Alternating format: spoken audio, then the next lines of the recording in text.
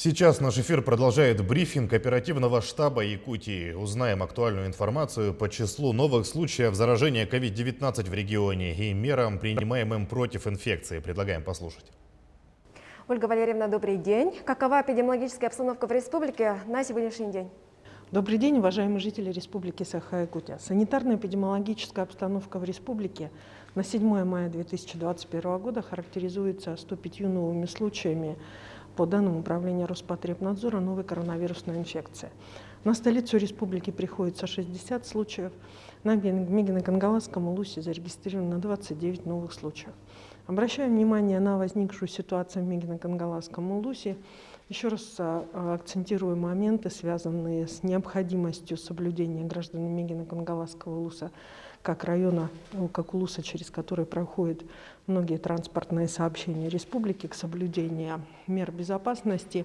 И, соответственно, на настоящий момент в Мегино-Кангаласский улус направлены группы Министерства труда, Министерства здравоохранения и, соответственно, администрации главы и правительства в целях оказания методической помощи и организационной для соблюдения порядка, в том числе в части нераспространения инфекции.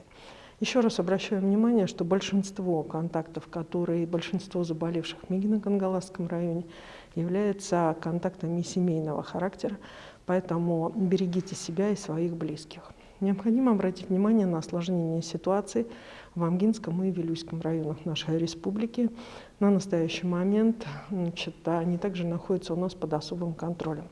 По 2 случая зарегистрированы в Горном, Намском и Чурапчинском улусах и по 1 случаю в Сунтарском, Алданском, Кобяйском и Хангаласских улусах.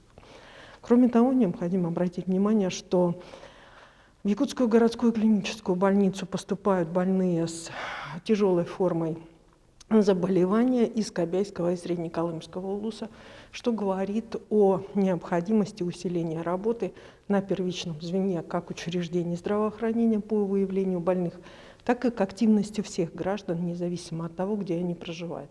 Еще раз обращаю к гражданам республики: при первых признаках острых респираторных заболеваний в обязательном порядке продолжайте вызывать медицинские бригады для того, чтобы исключить коронавирусную инфекцию и для того, чтобы вовремя начать лечение.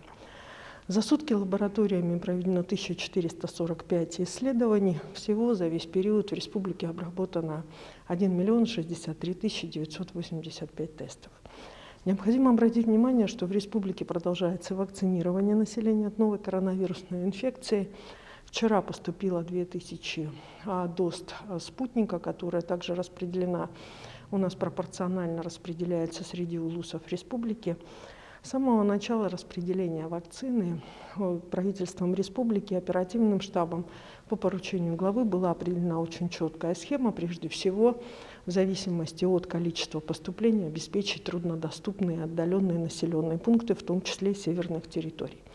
Безусловно, мы не везде, исходя из количества вакцины, успели направить вакцину, поэтому на настоящий момент, в зависимости от ситуации, вакцина будет также поступать для того, чтобы обеспечить соответствующее санитарно-эпидемиологическое благополучие и здоровье граждан. В целом всего в республику поступило 136 084 дозы вакцины, при этом первую вакцину у нас получили уже порядка 110 тысяч человек. Сегодня на настоящий момент использовано 82% от общего объема вакцины, которая поступила в республику. Уважаемые жители Республики Саха-Якутия, в настоящий момент, конечно же, мы понимаем, что уже практически мы находимся в этой ситуации практически больше года. Тем не менее, ситуация по выявлению заболевших и в разных районах нашей республики, и в городе Якутске призывает нас к соблюдению санитарно-эпидемиологических норм, которые установлены указом главы республики. От этого зависит и здоровье нас, и наших близких. На настоящий момент ряд решений будет приниматься по учебным заведениям, по продолжению обучения в учебных заведениях как среднего образования, так и среднеспециального образования. Проводятся переговоры с высшими учебными заведениями о возможности продолжения дистанционного обучения студентов, тех, которые у нас выезжали за пределы республики из общежитий. Соответственно, также принимаются меры и к разобщению значит, разных групп, которые у нас сегодня возникают в коллективах. С сегодняшнего дня нам, значит, к сожалению, мы вынуждены были открыть новое подразделение, инфекционный стационар, который мы все практически закрыли. У нас оставались инфекционные стационары только в Якутской республиканской клинической больнице. Мы открыли дополнительный инфекционный стационар на базе республиканской больницы номер 3.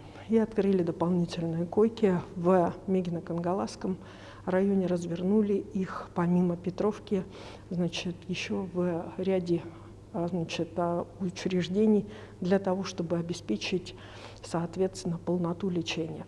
Еще раз обращаюсь ко всем: при первых признаках острых респираторных заболеваний обращайтесь в, значит, медицинские учреждения, все колл-центры, все скорые помощи, медучреждения и Роспотребнадзор продолжают работать в режиме повышенной готовности.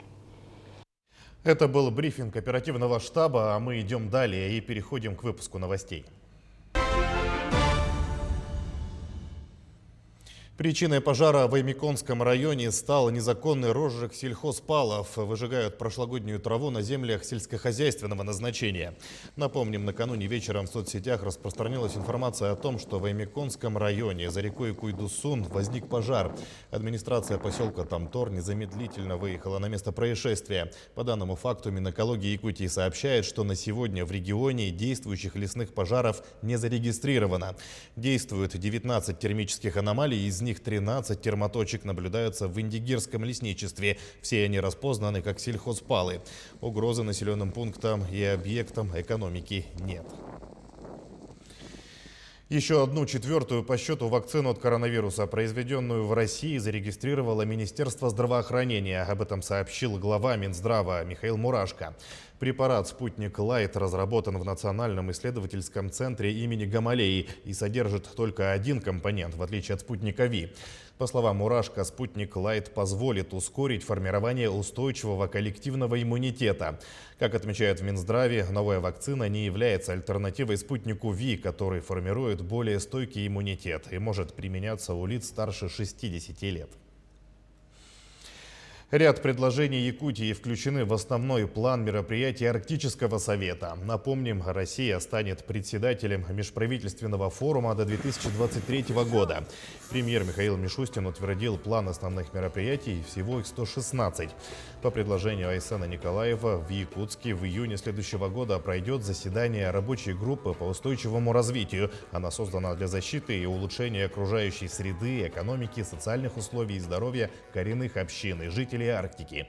А в сентябре 2023 года планируется проведение в столице Якутии Всемирного саммита по вопросам изменения климата и таяния вечной мерзлоты. Кроме того, по инициативе Минвостокразвития летом следующего года в Якутске состоится конференция по обеспечению комфортной городской среды в арктической зоне. В Якутске на площади Победы прошла репетиция торжественного митинга к 9 мая. На мероприятии собралось множество любопытных зрителей. Для них приоткрылась завеса тайны, и они смогли увидеть примерный ход торжества. Так известно, что в день празднования Великой Победы на площади состоится возложение цветов, выступление мужского хора и торжественное шествие военных.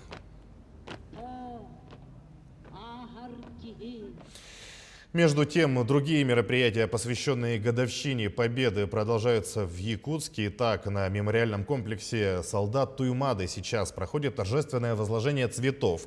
Подробнее об этом расскажет наш корреспондент Саргалана Неустроева. Она с нами на прямой связи. Саргалана, добрый день. Я передаю тебе слово. Приветствую, Сергей. Сейчас я нахожусь на мемориальном комплексе павшим воинам. Как известно, Якутия потеряла более 62 тысяч сыновей.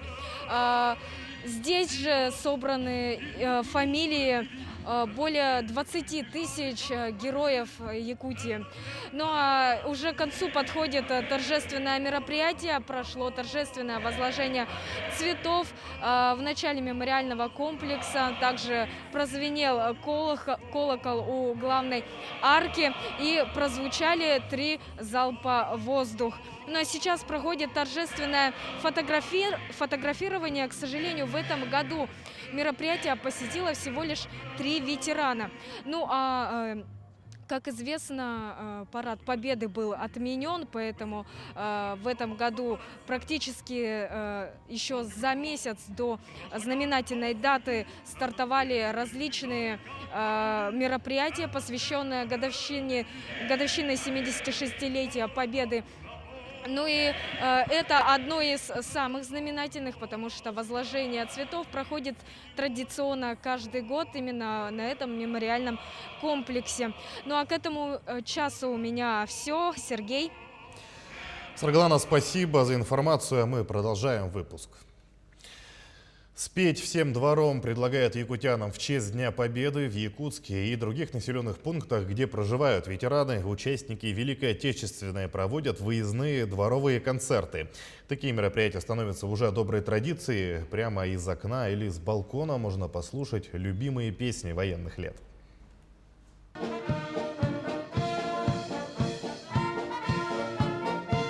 В День Победы мы отдаем дань памяти героям, защитившим нашу страну и весь мир. Этот праздник невозможно ни отменить, ни перенести, даже в связи с эпидемиологической ситуацией.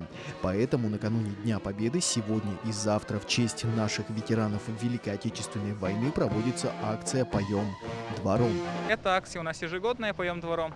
Она у нас самая важная, потому что из-за ограничений мы, к сожалению, не можем провести большой парад. И мы можем провести парад во дворе у ветерана. Вот. Более 20 ветеранов в городе увидят у себя во дворе и парад, и исполнение песен. Первый раз эту акцию проводили в прошлом году, поскольку тогда был режим практически тотальной самоизоляции, соответственно, нельзя было проводить массовые мероприятия вообще, ни в каких рамках. Поэтому было решено проводить такую акцию. Я очень горд, что есть такая возможность принимать участие в таких мероприятиях, потому что нужно помнить о наших ветеранах и чтить память. И тем самым мы поздравляем их с этим праздником и дарим им свою радость, свое тепло. Мы помним, гордимся. Данная акция – это выездные мини-концерты во всех дворах республики, где проживают ветераны Великой Отечественной. Под звуки оркестра даже из окон соседних домов выглянули люди, чтобы послушать знаменитые песни военных лет и, конечно же, поздравить аплодисментами ветерана. А для музыкантов это уникальная возможность через музыку донести свою благодарность дедам и прадедам. Есть такая уникальная возможность сказать огромное спасибо нашим ветеранам за мир, за мирное небо над головой. Знаменная группа измерительного пункта войсковой части 14129 прошла торжественным маршем специально для ветерана Ивана Бубякина, служившего в 3-й танковой дивизии Забайкальского военного округа. Он был командиром орудия старшиной батареи. Демобилизовался в 1947 году. Концерт Ивану Ивановичу понравился, поначалу даже немного пританцовывал, дружелюбно махал и хлопал в ладоши. Но когда все закончилось, ветеран не смог сдержать слез. Большое спасибо вам всем, кто участвовал в этой церемонии. Это очень хорошо. Поднимает настроение, в душе радость, что люди не забывают, ценят. Погибли. Миллионы людей в этой войне, миллионы людей погибли. Иван Ивановичу, как и всем ветеранам, подарили памятные и ценные подарки. Но самое ценное, что благодаря этой акции некоторые соседи впервые узнали, что они живут в одном дворе с героем войны. Алексей Лукьяненко, Илья Сыромятников, Якутск. Также в честь Дня Великой Победы сегодня и завтра в Мирнинском театре состоится премьера спектакля «Рядовые» по пьесе Алексея Дударева. Детали постановки у нашего корреспондента Марферины Алексеевой. Пьесу «Рядовые» белорусский драматург Алексей Дударев написал спустя 40 лет после победы. Действие происходит в Германии в 1945 году. Герои – бойцы, судьбы которых исковерканы войной. К примеру, Буштиц уходит на войну прямо со свадьбы. Потом он встретит свою жену в сложных и страшных обстоятельствах. Дугин переживает из-за серьезного ранения, а на глазах Дервоеда погибли жена и сын. Лида, Вера, одуванчик. Война не пощадила никого. Постановку спектакля осуществил заслуженный деятель искусств республики режиссер Георгий Нестер.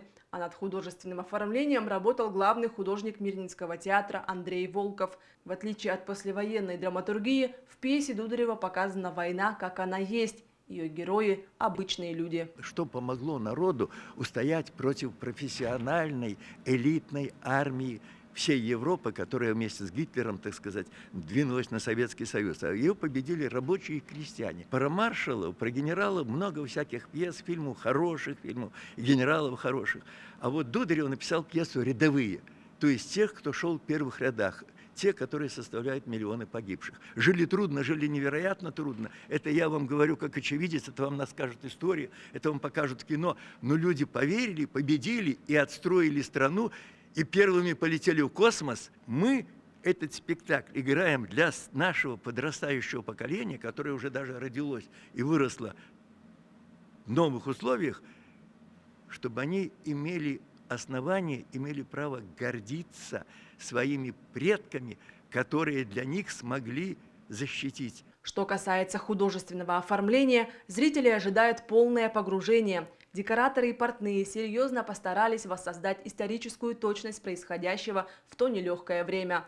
Выкройки и модели военной одежды максимально приближены к той, что в действительности носили рядовые.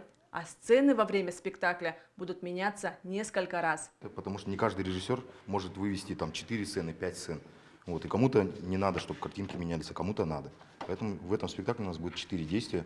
Вот, и сейчас мы придумали такую вещь. Зритель у нас будет наблюдателем за военными действиями спектакля. Вот, у нас будет внутри сидеть